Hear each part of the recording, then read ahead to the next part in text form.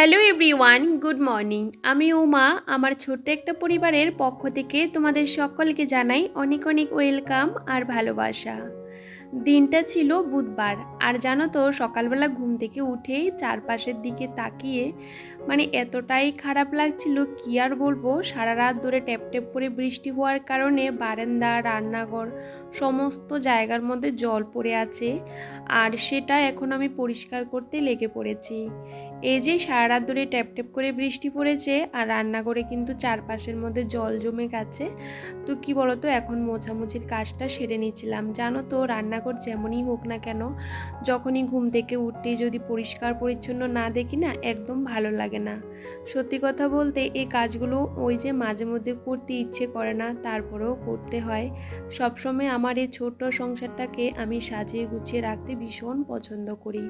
তবে একটু বৃষ্টি বাদল হলে না ভীষণ কষ্ট হয়, কারণ চারপাশে জল পড়ে তো সে কারণে। তো টেবিলটা কিন্তু অনেকবার করে করে কিন্তু আমি মুছে নিয়েছি।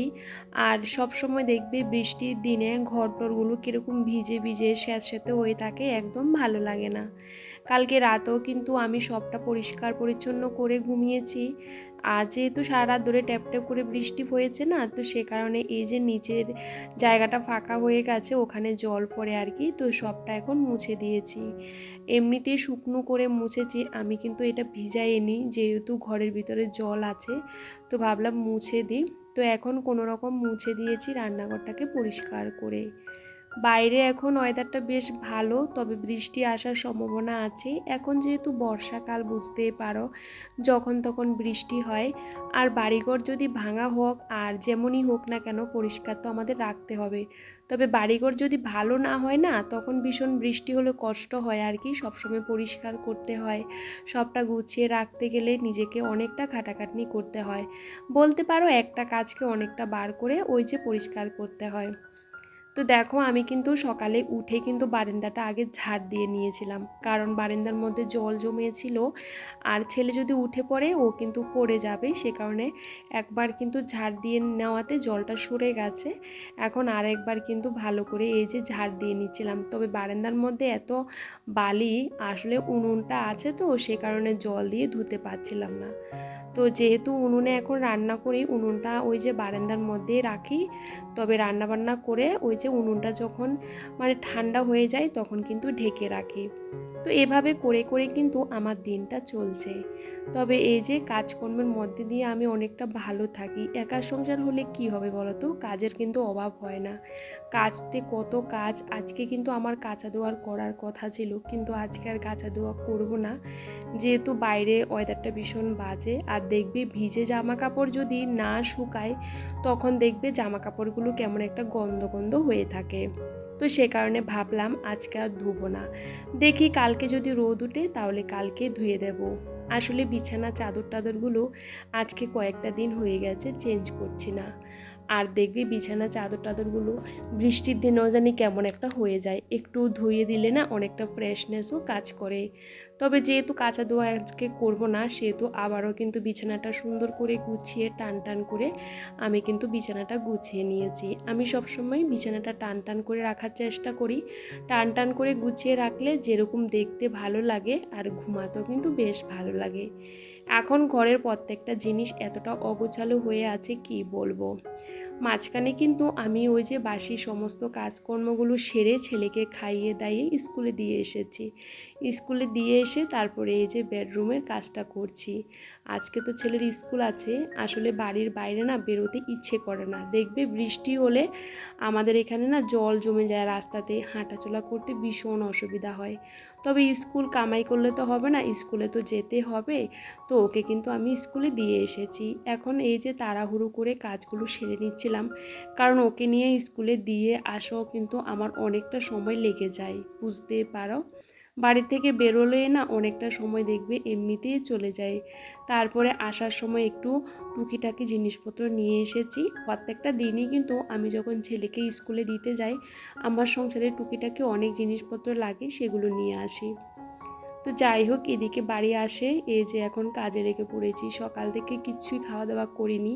দেখবে কাজকর্ম পড়ে থাকলে না তখন খেতেও ইচ্ছে করে না। তার মধ্যে রান্নাঘরের অবস্থা ভীষণ বাজে হয়ে আছিল, যেরকম জল টল পড়ে কেমন একটা হয়ে আছে। আমার না ইচ্ছে করছিল না যে কিছু একটা বানিয়ে খাই।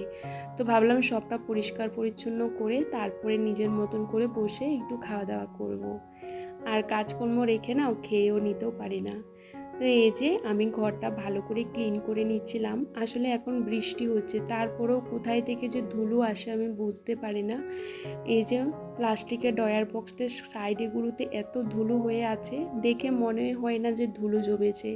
যখন বক্সগুলো সরিয়ে সরিয়ে পরিষ্কার করছিলাম তখনই দেখা যাচ্ছে ধুলো। সমস্ত জিনিসগুলো পরিষ্কার করে রাখতে আমি ভীষণ পছন্দ করি। আমার কষ্ট হলেও কিন্তু সবসময় চেষ্টা করি প্রত্যেকটা কাজ গুছিয়ে করতে। তার মধ্যে বৃষ্টি বর্ষার দিনে না কাজ করতে ভীষণ অসুবিধা হয়, ঘরে বাইরে দৌড়াতে হয়।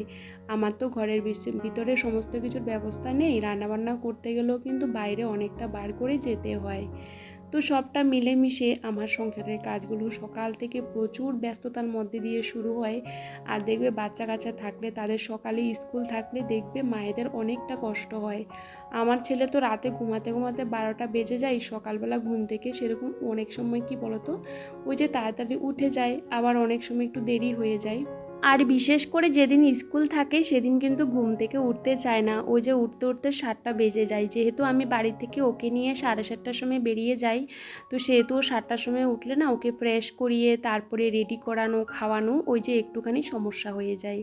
তবে কিছু করার নেই, ছোট বাচ্চাদেরকে এরকম করে ওই যে করতে হয় আর কি। তো দেখো ঘরটার থেকে কত কিছু বেরোচ্ছে, প্রত্যেকটা দিন তো ঘর পরিষ্কার করি। আর আমার ছেলে না যখন ওই যে রাতেরবেলা ঘুমাতে আসে কত কিছু নিয়ে যে ঘুমাবে তোমাদের কি বলবো। তালা চাবি, তারপরে ডকি, তারপরে ওই যে খেলনা মেলনা সমস্ত কিছু নিয়ে জানো তো খাটের উপরে উঠে যায়, ঝুড়িতে নিয়ে সমস্ত কিছু উঠে যায়, সোফার মধ্যে বসে বসে খেলা করে। ওকে বললেও না শুনে না। তো ওই যে কি করবে বলো তো, ছোট্ট বাচ্চা একা একা থাকে, তো রাতেরবেলা একটু খেলা করে আর কি। তো সে কারণে ঘুমাতেও অনেকটা দেরি হয়ে যায়। তারপরে সকালবেলা যখন আমি ঘর পরিষ্কার করি কত কিছু যে ঘর থেকে বেরোয় কি আর বলবো। আর এদিকে উনানে না আমি রান্না বসিয়ে দিয়েছি, ভাতটা বসিয়ে দিয়েছি, সাথে ডিম আর আলুটাও সেদ্ধ দিয়ে দিয়েছি। আজকে ছেলের জন্য ডিম আলুর তরকারি করব। বিশেষ করে না কালকে তো অনেক তরকারি রান্না করেছিলাম না, অনেক তরকারি রয়ে গেছে, যেহেতু আমি একা মানুষ বুঝতেও পারো। তো ভাবলাম শুধু ছেলের জন্যই তরকারিটা রান্না করি। তো এদিকে ভাত বসিয়ে দিয়েছি। আর উনানটা ধরাতে একটু কষ্ট হয়েছে, যেহেতু প্রত্যেকটা দিন বৃষ্টি হয়। আর আমার জ্বালানিগুলো না সেরকম রাখার জায়গা নেই, রান্নাঘরেও জল পড়ে, বারান্দাতেও জল পড়ে, কোথায় রাখবো। এমনিতে উনানের পাশে না বস্তা দিয়ে ঢেকে রেখে দিই, তো মোটামুটি হালকা ভিজে যায়। আর সেরকম নেতিয়ে থাকলে না জ্বালানিতে ধরাতে না অনেকটা কষ্ট হয়। তারপরেও কষ্ট করে কিন্তু ধরিয়ে দিয়েছি। তো ভাতটা ফুটতে ফুটতে আমি এদিকে ঘর দুয়ারগুলো গুছিয়ে নেব। ঘর প্রত্যেকটা দিন পরিষ্কার করে রাখি, আমার ভীষণ ভালো লাগে। এই যে বৃষ্টি বাদলের দিন দেখবে বাইরের জায়গাটা কেমন একটা হয়ে থাকে, যদি ঘরটাও যদি নোংরা হয়ে থাকে তখন তো একদম ভালো লাগে না। আর আমরা বেশিরভাগ সময়টা কিন্তু আমরা ঘরে থাকি, আর সেই ঘরটা যদি পরিষ্কার করে না রাখতে পারি তখন কেমন একটা লাগে। যাই হোক, আমার ছোট্ট সংসারের কাজগুলো কিন্তু আমি নিজের মতন করে করি, তাতে অনেকটা ভালো লাগাও কাজ করে। এই যে ঘরের প্রত্যেকটা ফার্নিচার ভালো করে মুছে নিয়েছি। আর জানো তো টিকটিকি জানো তো এত পটি করে রাখে জানালার ধারগুলোর মধ্যে, তারপরে এই যে চেয়ারগুলোর মধ্যে, সেগুলো যতই গোছানো থাকুক না কেন, আমরা যেহেতু রাতেরবেলা এই ঘরে ঘুমাই না, তো সবটা কিন্তু আমাকে কিন্তু সকালবেলা ঝেড়ে টেড়ে পরিষ্কার করে গুছিয়ে রাখতে হয়। তো ঘর দুটো ভালো করে পরিষ্কার করে নিয়েছি আর ঝাড়ও দিয়ে নিয়েছি। এখন ঘর রান্নাঘর সবটা মুছে নেব। আর আজকে একটু হাত দিয়ে ঘরটা মুছছি, কারণ হাত দিয়ে ঘর মুছলে না ভীষণ পরিষ্কার হয়, আমার মনে হয় আর কি, আমার বেশ ভালো লাগে। তো দেখো এদিকে ভাতটা এখনও হচ্ছে, তো ভাবলাম চলো ভাতটা হতে হতে আমি ঘরটর মুছে স্নানটা সেরে নেব। উনানে রান্না করলে না এই একদিকে সুবিধা আছে, ভাত ফুটতে ফুটতেই এদিকে অনেক কাজকর্ম সেরে নেওয়া যায়। আর এই যে আমি এখন ঘরগুলো টুকটুক করে মুছে নিচ্ছিলাম। আর আজকে কিন্তু সেরকম রোদটা ওঠেনি, তবে একদমই রোদ ওঠেনি, কিন্তু জানো তো একটা ভ্যাপসা গরম, ওই যে বলতে পারো বৃষ্টি হচ্ছে, কিন্তু জানো তো গরমটা না একদমই কমছে না, গরমটা এত পরিমাণে উঠছে কি আর বলবো। ইচ্ছে করে একটু পাখাটা চালিয়ে বসে থাকি, কিন্তু কাজকর্ম ফেলে রেখে তো বসে থাকাও যায় না। তো দেখো সাদা ঘর না, টাইলসের ঘর, ভীষণ পরিমাণে কিছু একটা পড়লে না উঠতে চায় না। তো এখন আমি ঘষে ঘষে সবটা ঘর ভালো করে এই যে মুছে নিচ্ছিলাম, তবে অনেকটা বার করে কিন্তু কাপড়টা ভালো করে ধুয়ে নিয়ে আসছি আর এভাবে ঘরটা মুছে নিচ্ছি। আমার মনে হয় এভাবে ঘর মুছলে কি বলতো, ঘরের ভিতরে বেশি একটা জলও থাকে না আর তাড়াতাড়ি করে ঘরটাও মুছে নেওয়া যায়, তাতে আমার বেশ ভালো লাগে। আর আমার যেহেতু একার সংসার, আর আমি কিন্তু নিজের মতন করেও কিন্তু গুছিয়ে কাজগুলো করতেই পারি। এদিকে দেখো ঘরটর মুছে নিয়েছি, আর এদিকে দেখো আমার ঘরের পাকাটাও ছেড়ে দিয়েছি, তাতে ঘরটাও তাড়াতাড়ি শুকিয়ে যাবে। আর দেখবে গুছিয়ে রাখলে ঘরটা এমনিতেও দেখতে বেশ ভালো লাগে। আমার না ফ্রিজের উপরে যে আর্টিফিশিয়াল গাছটা রেখেছি, এখন ওই জায়গাটা না পারফেক্ট। আগে পাতাগুলো বারবার পড়ে যেত, ভীষণ অসুবিধা হতো। যাই হোক, এদিকে দেখো ঘরটা তোমাদের ঘুরিয়ে দেখিয়ে দিলাম। সকাল সকাল ঘর দুয়ারগুলো গোছানো থাকলে না বেশ ভালো লাগে। এদিকে ভাতটা এখনও ফুটেনি আর আমি কিন্তু স্নান করে চলে এসেছি। আসলে কি বলতো, আমার যেহেতু উনানের রান্না করতে একটু কষ্ট হয়, কারণ কি বলতো উনানে যে লার্কিগুলো মানে জ্বালানিগুলো ভীষণ পরিমাণে ভিজে ভিজে অনেকবার নিভে নিভে যায়, তো আবার ধরিয়ে দিই। এই করতে করতে আমার ভাতটা ফুটতে না অনেকটা সময়ও লেগে গেছে। ভাতটা নামিয়ে আমি কালকের তরকারি ছিল সে তরকারিগুলো বসিয়ে দিয়েছি গরম করতে, আর আমার জন্য গ্যাসে চা করে নিয়েছি। চাটা না আমি খেয়ে নিয়েছি, কারণ জানো তো চাটা খেতে আমার বেশ ভালো লাগে। ভাবি খাবো না, তবে প্রত্যেক সময় তো খাই না, এখন মাঝে মধ্যে চাটা করে খেয়ে নিই। আর কালকের তরকারিগুলো আমি এক এক করে গরম করে নিয়েছিলাম, সাথে কচুর শাকটাও ভালো করে এই যে গরম করে নিলাম। আর এখন এই যে ডিম আর আলুর তরকারিটা করে নেব, তারপরে ছেলেকে আনতে যাব, কারণ ছেলের তো 10:30টার সময় স্কুল ছুটি হয়। তবে আজকে ভাবলাম টোটো করে চলে যাব, তাড়াতাড়ি করে নিয়ে চলে আসব। আসলে কি বলতো, অনেক সময় না একদম হেঁটে হেঁটে যেতে ইচ্ছে করে না, আবার আমার ছেলেকে না কোলে নিয়ে হাঁটতে হয়, বুঝতেও পারো। তো দেখি আসার সময় না হলে ওকে নিয়ে টোটো করে চলে আসব।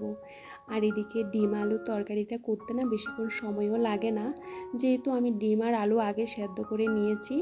এখন দেখো সমস্ত কিছু দিয়ে ভালো করে কষিয়ে এই যে লাস্টে একটু গরম মশলা দিয়ে ডিমের তরকারিটাও নামিয়ে নিলাম।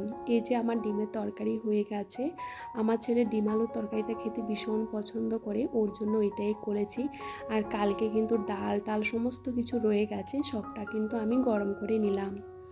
আর এই যে লার্কিগুলোকে মানে জ্বালানিগুলোকে একদম ছোট ছোট করে কেটে নিয়েছি, এগুলো এখন এই যে উনানের মাঝখানে মাঝখানে দিয়ে রাখছি, কারণ এতে না অনেকটা শুকিয়ে যাবে, তাহলে কি বলতো কালকে রান্না করতে আমার ভীষণ সুবিধা হবে। এভাবে ছোট টুকরো টুকরো করে করে রেখে দিই, তারপরে রান্না করতে বেশ সুবিধা হয়। তো যাই হোক, এখন এই যে উনানের চারপাশটা ভালো করে ঝাড় দিয়ে নিচ্ছি, এখন এই জায়গাটা মুছে নেব। আর আকাশটা ভীষণ খারাপ হয়ে আছে, এখন ট্যাপ ট্যাপ করে বৃষ্টি পড়ছে আর কি। তো উনুনটাকে টেনে একটু সামনের দিকে নিয়ে চলে আসলাম। তো ভাবলাম এই জায়গাটা এখন ঝাড় দিয়ে তারপরে বেরিয়ে পড়বো ছেলেকে আনতে। আসলে একা হাতে সমস্ত কাজগুলো করতে একটুখানি কষ্ট তো হয়, কিন্তু সমস্ত কাজগুলো কিন্তু সবসময় গুছিয়ে করার চেষ্টা করি। আমি ছেলেকে স্কুলে দিয়ে এসে আমি না এক ফোঁটা বসতে পারি না, কখন যে কাজগুলো শেষ করব এটাই শুধু ভাবি। তো যাই হোক, ট্যাপ ট্যাপ করে বৃষ্টি পড়ছে আর আমি ছাতা মাথা দিয়ে চলে যাচ্ছি ছেলেকে আনতে। একটা টোটো নেই, কিছুই নেই, ভীষণ দেরি হয়ে গেছে জানো তো। আজকে বাড়ি থেকে বেরোতে বেরোতে 10:30 বেজে গেছে। তো বলতে পারো অনেকটা তাড়াহুড়ো করেই গেছি। তো বাড়ি নিয়ে আসার পর ছেলেকে স্নান দান করিয়ে দিয়েছি আর জলের বোতলগুলো ভর্তি করে নিলাম। আর দেখতেই পাচ্ছ কেমন বৃষ্টি পড়ছে। আর এদিকে ফ্রিজ ঠিক করতে একটা দাদা আসলো। তবে চলো বন্ধুরা, ফ্রিজটা তো ঠিক করতে হবে, একদমই কুলিং হচ্ছে না জানো তো। তবে আজকে ব্লগটা এখানেই শেষ করছি। সবাই অনেকটা ভালো থেকো, সুস্থ থেকো সবার পরিবারকে নিয়ে। তাহলে আজ আসি বন্ধুরা, সবাইকে টাটা।